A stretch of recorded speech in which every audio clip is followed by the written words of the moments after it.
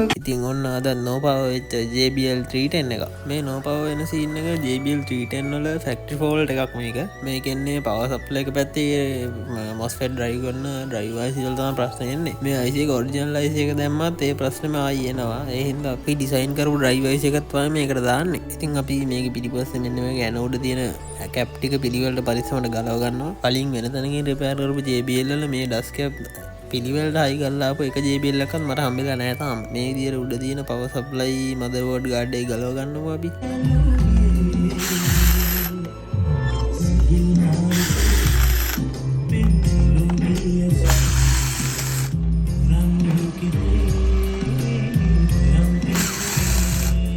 ඉතින් මේ driver IC එකේ පල්ස් එකේ අවුලක් හින්දා තමයි මේ විදියට මේ ලෝ වෝල්ටේජ් එන්නේ මේක තමයි මේක පවර් සප්ලයි එකේ ප්‍රශ්නේ මේක ෆැක්ටරි ෆෝල්ට් එකක් මේක ඉතින් අපි මේක හදපු විදිය බලන්න මගේ account එකට ෆුල් වීඩියෝ එකක් බලන්න